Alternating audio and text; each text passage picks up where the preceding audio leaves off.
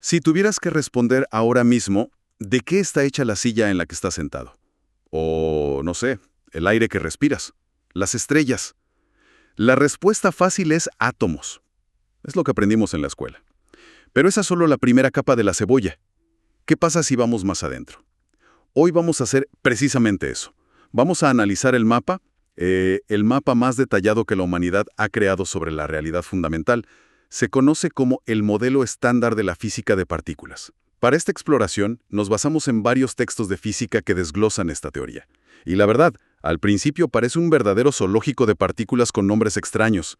Nuestra misión hoy es ponerle un poco de orden a todo esto, para entender no solo de qué está hecha la materia, sino qué fuerzas la gobiernan. Y lo fascinante de este mapa, de este modelo, es que es una de las teorías científicas más exitosas y precisas de la historia.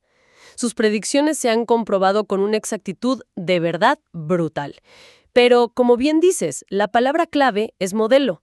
No es la ley final de todo, porque nos muestra con la misma claridad tanto lo que sabemos como los enormes vacíos que aún nos quedan por explorar. De acuerdo. Empecemos por el principio. ¿Qué es exactamente el modelo estándar?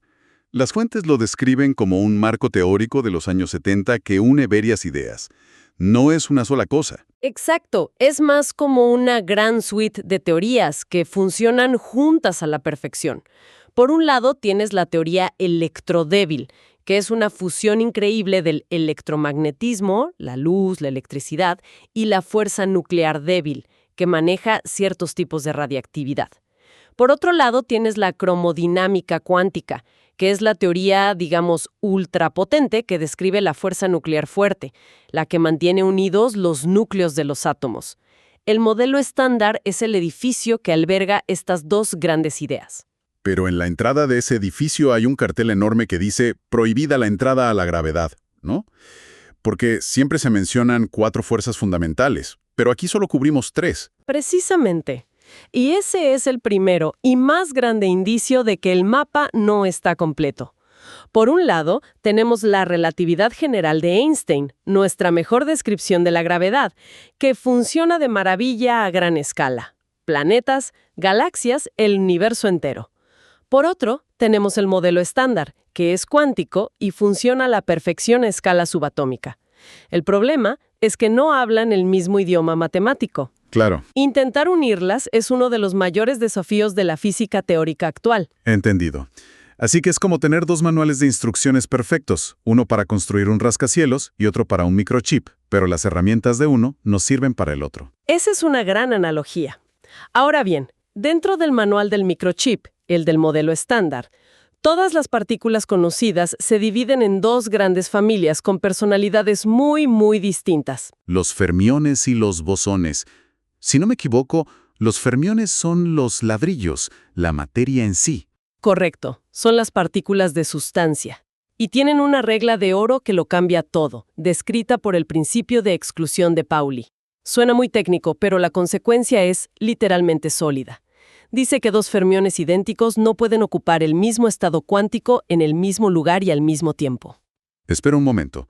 ¿Me estás diciendo que la razón por la que mi mano no atraviesa la mesa es en el fondo por esta regla cuántica? No es porque los átomos son duros, sino porque los electrones de mi mano y los de la mesa se dicen unos a otros, ¿este espacio ya está ocupado? Exactamente eso. La solidez que percibimos, la impenetrabilidad de la materia, es una consecuencia directa de este principio. Sin él, toda la materia podría colapsar sobre sí misma en un punto infinitesimal. Es la regla fundamental que le da estructura y volumen al universo. ¡Qué locura! Vale, entonces, estos ladrillos que no se pueden apilar en el mismo sitio, me imagino que no hay un solo tipo de ladrillo. ¿Cómo se clasifican? Se dividen en 2 clanes muy diferentes, los leptones y los quarks. Empecemos por los leptones, que son los antisociales del grupo. Antisociales. Sí, la palabra lepton viene del griego y significa ligero o fino. Y son antisociales porque no interactúan mucho. Ah, claro. Ignoran ciertas fuerzas. Sobre todo porque ignoran por completo a la fuerza nuclear fuerte, la más intensa de todas. El más famoso de todos los leptones es el electrón. Es el que orbita en los átomos y es el protagonista de toda la química y la electricidad. Junto a él En la primera generación de materia está su compañero, el neutrino electrónico. Una partícula fantasma, casi sin masa y sin carga, que atraviesa planetas enteros sin inmutarse. De aquí es donde aparece un patrón extraño que mencionan las fuentes, las generaciones. El modelo parece tener copias de todo. Sí, es uno de los grandes misterios. Hay 3 generaciones. Cada una es una copia de la anterior, pero significativamente más pesada. La segunda generación tiene al muón, que es básicamente un electrón con sobrepeso, unas 200 veces más masivo, y su propio neutrino, el muónico. Y la tercera tiene al tau, que ya es un peso pesado, 3.500 veces más masivo que el electrón, con su neutrino tauónico. Pero si la primera generación, con el electrón y los quarks up y down, ya construye toda la materia estable que conocemos, ¿para qué existen las otras dos? O sea, ¿por qué la naturaleza necesitó estas réplicas con sobrepeso? Esa es una de las grandes preguntas sin respuesta incluso para el modelo. No sabemos por qué son 3 y no 1 o 5. Parece un exceso de equipaje cósmico. Lo que sí sabemos es que estas partículas más pesadas son muy inestables. Aparecen en eventos de altísima energía, como en aceleradores de partículas, pero se desintegran en una fracción de segundo. Para acabar volviendo a la primera generación. Justo, se convierten en las partículas estables que conocemos. Entender este problema de las generaciones es una de las fronteras de la física. Fascinante. Es como si la naturaleza tuviera un borrador y una versión final, pero insistiera en mantener las dos copias. Bueno, si los leptones son los solitarios, ¿quiénes son los fiesteros del zoológico de partículas? Esos serían los quarks. Son el alma de la fiesta. Interactúan a través de todas las fuerzas y, a diferencia de los leptones, odian estar solos. Es más, es imposible encontrarlos solos en la naturaleza. Este fenómeno se llama confinamiento. Siempre están en grupos de 2 o de 3. Y al igual que los leptones, también vienen en 6 sabores y 3 generaciones. La primera, de nuevo, es la que nos construye. Los quarks up, arriba, y down, abajo. Exacto. 2 up y un down forman un protón, 2 down y un up, un neutrón. Son el corazón de toda la materia. Luego la segunda generación. Tiene al quark charm, encantado, y al strange, extraño. Y la tercera, los más masivos, el top, cima, y el bottom, fondo. Y de nuevo, como con los leptones, solo la primera generación es estable. Aquí es donde las cosas se ponen realmente extrañas, porque los quarks tienen propiedades que no se parecen a nada que conozcamos en el mundo macroscópico. Por ejemplo, su carga eléctrica es fraccionaria. Correcto. Toda la vida hemos aprendido que la carga eléctrica viene en unidades enteras, como la del electrón, que es -1. Pero los quarks rompen esa regla. Todos los quarks tipo up, charm, top, tienen una carga de +2/3. Y todos los tipo down, strange, bottom, tienen -1/3. Ah, por eso al final las cuentas cuadran. Claro. Cuando combinas 3 para hacer un protón, 2 up y un down, la suma es +2/3, +2/3, +-1/3, que da +1. Y para un neutrón, un up y 2 down, la suma es +2/3, +-1/3, +-1/3, que da 0.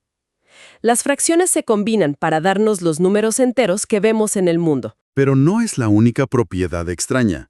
También tienen algo llamado carga de color, que, según entiendo, no tiene nada que ver con el color real. Absolutamente nada. Es solo una analogía para una propiedad que es la fuente de la fuerza nuclear fuerte. Así como la carga eléctrica es la fuente del electromagnetismo, la carga de color es la fuente de la fuerza fuerte. Hay 3 tipos: rojo, verde y azul. Y la regla del confinamiento es que los quarks solo pueden existir en combinaciones cuyo color total sea neutro o blanco. Como en la televisión, si juntas luz roja, verde y azul, obtienes luz blanca. Exactamente por eso se eligió la analogía. Un protón o un neutrón, que están hechos de 3 quarks, siempre tendrán un quark rojo, uno verde y uno azul. La combinación es blanca. Hay otras partículas, los mesones, hechas de un quark y un antiquark. En ese caso, tendrías, por ejemplo, un quark rojo y un antiquark antirrojo, y la combinación también es neutra. Entiendo. Y esta fuerza de color es tan absurdamente intensa que es imposible separar dos quarks. Si lo intentas, la energía que inviertes es tan grande que se convierte en materia y crea un nuevo par de quarks para unirse a los que intentaba separar. Ok, entonces tenemos los ladrillos, los fermiones, con sus reglas de no apilarse y sus extrañas cargas. Pero una pila de ladrillos no es una casa. Falta el cemento, el pegamento. Me imagino que ahí entran los bosones. Ahí es donde entran. Si los fermiones son la materia, los bosones son las interacciones. Son las partículas portadoras de las fuerzas. A diferencia de los fermiones, a ellos les encanta estar juntos. No siguen el principio de exclusión, por lo que muchos bosones pueden apilarse en el mismo lugar, creando lo que conocemos como un campo de fuerza. Desglosemos el equipo de los bosones. El más famoso, sin duda, es el fotón. El fotón es la partícula de la luz, el portador de la fuerza electromagnética. No tiene masa, viaja a la velocidad de la luz y es responsable de todo, desde la luz del sol hasta los imanes de la nevera. Luego tenemos al gluón. Su nombre ya da una pista. Viene del inglés glue, pegamento. Y es el nombre perfecto. El gluón es el portador de la fuerza nuclear fuerte, la que describíamos con la carga de color. Es el pegamento que mantiene a los quarks confinados dentro de los protones y neutrones. Es, con diferencia, la fuerza más intensa del universo, a estas distancias subatómicas. Al igual que el fotón, tampoco tiene masa. Ahora vienen los raros del grupo, los bosones W y Z. Las fuentes dicen que, a diferencia de los otros dos, estos son increíblemente pesados. ¿Cómo puede una partícula tan masiva portar una fuerza? ¿No le haría eso muy torpe y de corto alcance? Exactamente. Esa es la clave. Su enorme masa es precisamente la razón por la que la fuerza que portan, la fuerza nuclear débil, es tan débil y actúa a distancias pequeñísimas. Solo dentro del núcleo. Solo dentro del núcleo atómico. Es como intentar jugar a pasarse una bola de boliche en lugar de una pelota de tenis. Cuesta mucho y no llega muy lejos. Esta fuerza es extraña pero vital. Es la única capaz de cambiar el sabor de un quark. Por ejemplo, puede convertir un quark down en un quark up. ¿Y eso por qué es importante? Porque ese proceso, llamado decaimiento beta, es fundamental para la vida y el universo. Es lo que permite que un neutrón se convierta en un protón. Este mecanismo es crucial en las reacciones de fusión nuclear que hacen brillar al Sol y a todas las estrellas. Sin la fuerza débil, el Sol no brillaría. Increíble. Y nos queda la joya de la corona, la partícula que se buscó durante décadas y se encontró en 2012, el bosón de Higgs. Este parece ser diferente a todos los demás. Es totalmente diferente. No es un portador de fuerza en el sentido tradicional. El bosón de Higgs es la manifestación, la excitación de un campo que lo impregna todo, el campo de Higgs. Imagina que todo el universo está lleno de una especie de melaza cósmica, invisible y omnipresente. El bosón de Higgs es como una onda o un grumo en esa melaza. ¿Y qué hace esa melaza? Aquí viene la idea revolucionaria. La masa de las partículas fundamentales no es una propiedad intrínseca, no es algo que tienen como la carga. Es el resultado de su interacción con este campo. Es una medida de qué tan frenadas están al moverse a través de esta melaza cósmica. O sea, la masa es una medida de la resistencia. Exacto. Un fotón que no tiene masa. Es como un cuchillo afilado que corta la melaza sin ninguna resistencia. Un electrón interactúa un poco y por eso tiene una pequeña masa. Un quark top que es pesadísimo es como una bola de boliche tratando de arrastrarse a través de ella. Vaya. Entonces, sin el campo de Higgs, Sin este freno cósmico, casi todas las partículas fundamentales no tendrían masa y volarían por el universo a la velocidad de la luz. Nunca se habrían podido agrupar para formar átomos. No habría planetas, ni estrellas, ni nosotros. La existencia de la estructura en el universo depende de este campo. juntemos todas las piezas entonces. Tenemos quarks up y down, que se pegan entre sí mediante el intercambio de gluones, formando protones y neutrones. Estos, a su vez, forman los núcleos atómicos. Esta atracción es la fuerza electromagnética, que se transmite a través del intercambio de fotones. Y con eso, ya tenemos los átomos, que son los ladrillos de toda la química. Todo este intrincado baile está ocurriendo ahora mismo en la mesa que tienes delante. Es una imagen de una elegancia sobrecogedora. Pero como dijimos al principio, este mapa tan preciso tiene bordes blancos gigantescos. Las fuentes son muy claras sobre sus limitaciones. Y es importante serlo. El éxito del modelo es lo que nos permite saber con precisión qué es lo que no sabemos. El primer punto ya lo mencionamos. Es la gravedad. No encaja. No hay un gravitón cuántico en el modelo. Pero el segundo punto es, para mí, el más alucinante: la materia oscura y la energía oscura. Nuestro modelo perfecto describe el 5% del universo. Así es, todas estas partículas, los quarks, los leptones, los bosones, todo lo que hemos descrito constituye solo el 5% del contenido de masa y energía del cosmos. El 95% restante es un completo misterio, dividido en materia oscura, que mantiene unidas a las galaxias, y energía oscura, que acelera la expansión del universo. Y el modelo estándar no tiene ni una sola partícula candidata para explicar ninguna de las dos. Es como si los cartógrafos del siglo XVI hubieran dibujado Europa con un detalle increíble, pero en el lugar de América solo hubieran puesto "aquí hay dragones". ¿Qué más falta? La masa de los neutrinos. El modelo original predecía que los neutrinos no tenían masa, como los fotones. Pero en los últimos 20 años, los experimentos han demostrado sin lugar a dudas que sí tienen masa. Es un hecho, y para explicarlo, el modelo necesita ser modificado o extendido. Pero aún no hay un consenso sobre cómo hacerlo. Y por último, algo que suena casi filosófico. ¿Por qué existimos? La asimetría entre materia y antimateria. Según nuestras teorías, el Big Bang debería haber producido cantidades exactamente iguales de materia y de su opuesto, la antimateria. Si eso hubiera ocurrido, se habrían aniquilado mutuamente al encontrarse, dejando un universo lleno solo de luz. Pero, por alguna razón que desconocemos, por cada 1.000 millones de aniquilaciones, sobrevivió una partícula de materia. Ese pequeño exceso es lo que formó todas las galaxias, estrellas y a nosotras. Y el modelo no explica ese desequilibrio.